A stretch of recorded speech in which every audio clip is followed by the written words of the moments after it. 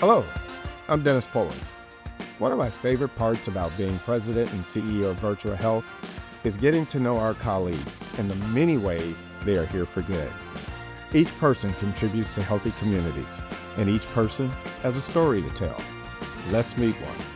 Well, welcome to Here for Good, the Inside Edition. Thank you so much. I'm so glad to be here. You know what? I appreciate you being here because I know someone was telling me that you just returned from India in the last day or so and without jet lag, and you still showed up to talk to me. What were you doing in India? So I traveled through 3 countries, 3 time zones in 3 conferences in the last 9 days. And the last one was in India. So I was there for a meeting called TRICO. It's a meeting that's organized by my mentor and about 400 interventional cardiologists from all over the world, more from Asia and Europe, participate and share their experience and their research. I think it's safe to say you're considered one of the leaders in something called renal denervation. And it's not really a household name, but I know what it is, but a lot of other folks might not. Can you explain in simple terms that even I can understand what renal denervation is? Renal denervation is a minimally invasive catheter-based procedure to treat high blood pressure. Unlike, in diabetes and high cholesterol, there has been so much new innovation and development in the last 2 or 3 decades. In high blood pressure, there was none. Kidney plays the single most important role in controlling or managing the blood pressure in every individual body. It does it by maintaining the water level, the salt level, secreting hormone that basically manages the tone of the arteries in the body, and that's how it regulates the blood pressure. People didn't know they were going to get a physiology lesson on this show, but sometimes it's so difficult to connect the dot. Like Right. people say, "Oh, what can you do in kidney? How do you improve the blood pressure?" Right? And the reason is that body's nerve system, sympathetic nerve system. This is the nerves that regulate the kidney's function. So people who have high blood pressure, they have overactive or highly active nerves Right. that basically upregulates kidneys' work to cause high blood pressure. So it's a vicious cycle that goes on, and patients continue to suffer from high blood pressure and its consequences. So what we are doing this procedure is we are using either radio frequency or ultrasound energy to calm down these nerves, which basically removes the cause of high blood pressure, in turn translates into lowering the blood pressure. So you were or have been one of the earliest adopters of this procedure, correct? And this is not something that is widely used across the country or has been frequently used across the country? So currently, this is still a new procedure, and currently we are using this procedure for people who have uncontrolled blood pressure. So just so for everybody's awareness, 1 in 2 adults have high blood pressure in the United States. Many of them, they don't even know. And a lot of them have tried their best to manage their lifestyle and the medication and control the blood pressure with the help of their doctors, but they can still not achieve the blood pressure control. This procedure brings new hope for them. But this procedure is not for everyone. I mean, even though there is a large number of people dealing with hypertension, this procedure is more focused for those that are uncontrollable, correct? That is very correct. If you have failed to achieve the blood pressure control, despite managing your lifestyle, despite taking the medicine as you prescribed by your physicians, and you continue to have uncontrolled blood pressure, this is the procedure that is hope for you. Can you speak about what you hope to achieve by using social media as a communication tool for some of the things that you're involved in? Never in human history we had an opportunity or ability to connect with so many people in so little time and so fast.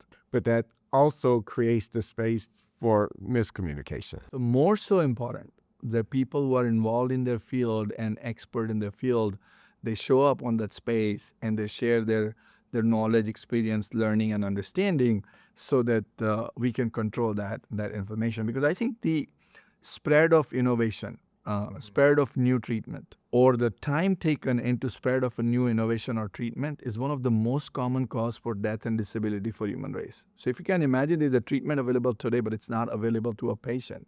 The loss of the time is very important, and the single most factor that can correct that is education. And now we have the ability to educate multiple people in a short duration. And I think that's why it's a great opportunity. But of course, as you say, it's a great responsibility. Yeah, I know you're very passionate about preventive medicine. You're very passionate about, better serving people that have difficulties accessing care, and I think the term that we use here at Virtua is called being a champion of humanity. Tell me about what drives that passion and why you think it's so important. You just mentioned our ability to educate and to expose. Why is that so important to you? It's really very rewarding to open up 100% blocked artery when somebody is presenting to us in the middle of night with a heart attack, and you relieve their symptoms, you relieve their heart attack, and it's a great reward. But it'd be better if we could have prevent from them getting the heart attack in the first place. So as a physician, as a healthcare system, I think we can do things to establish connection and bring the trust and start treating them early on before it leads to these consequences. And I would agree with you because I was given an interview not too long ago, and someone asked me what did I think the biggest problem in healthcare was today. And for me, I think it's health literacy. It's people's ability to, one, understand the importance of preventive care, but secondly, their ability to navigate this complicated health system that we have. One of the challenges that we face right now is physician burnout or clinician burnout. I know you have adopted a process that helps you get through your day and the challenges that you face. And some of that is through meditation. You want to maybe tell me how you integrate meditation into your day and what it does for you and perhaps what it may possibly do for others? I think the complexity of aging patient population, complexity of the disease, complexity of the healthcare system, how complex it has become over the time, all this causes a lot of stress in a physician life, particularly being interventional cardiologist, getting called in the middle of night with a patient with a heart attack or a pulmonary embolism or cardiogenic shock. And you are going and everything you do, even a 2 millimeter difference here and there becomes a life and death for a patient in a true sense. We talk about, it is really life and death. And I think that I was fortunate to learn some meditation practice that I practice almost, I would say 80% of the time I can do it. And that helps me keep my head very clear and always allows me to see the problem at a 10,000 foot view as well as at a very small level, like a 1 inch view to address the issue. And, it keeps me calm through the process. It helps me make the best decision in the most challenging time. And I think that a breathing practice or mindful thinking, there's so many different ways. But I hope that every physician can adapt a little bit that in their life. And I think that will help reduce the physician burnout. Well, that's great. Hopefully some of our listeners will think about that. So I'm going to switch gears on you a little bit. A little fun fact that I found out something about you. So I did my homework. I hear you have experience with acting, and so you got to tell me a little bit about that. And the second part of that is, how does your acting experience influence your practice of medicine? As far as acting, I really had a lot of fun getting involved in acting and direction and drama and modeling back home in India.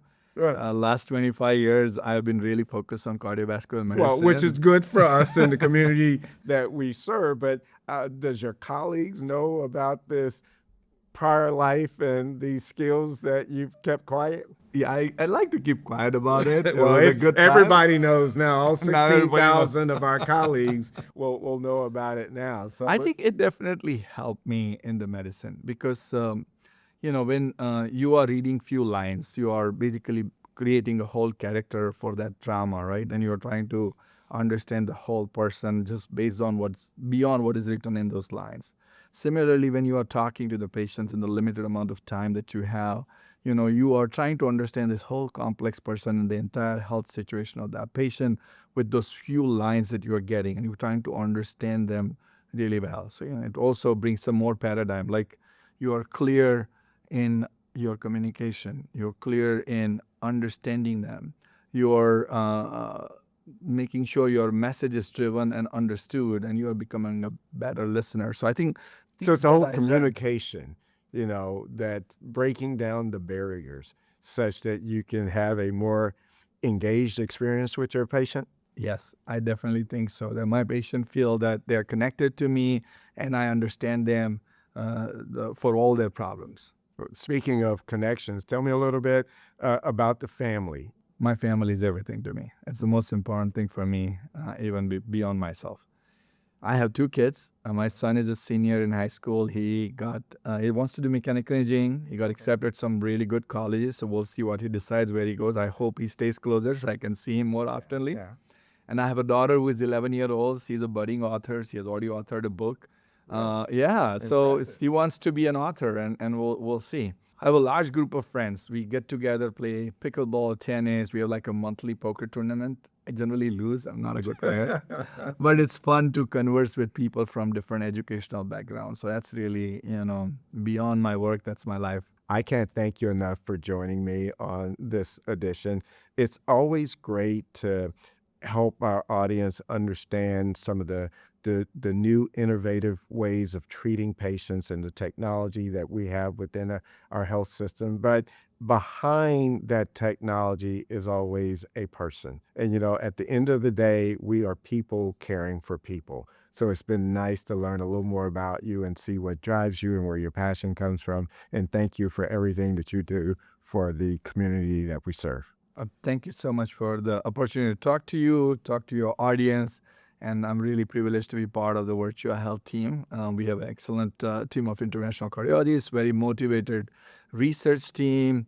I think we are very integrated systems, so accessing people becomes very easy, and that's how we can provide comprehensive care to our patients. So I think a lot of things happening. I think in the short time I've been here, we have seen tremendous progress, and I think the future is extremely bright for us. Well, thank you. Once again, it was a great opportunity for me to learn more about our phenomenal colleagues we have here at Virtua. I hope you tune in next time for another episode of Here for Good, the Inside Edition.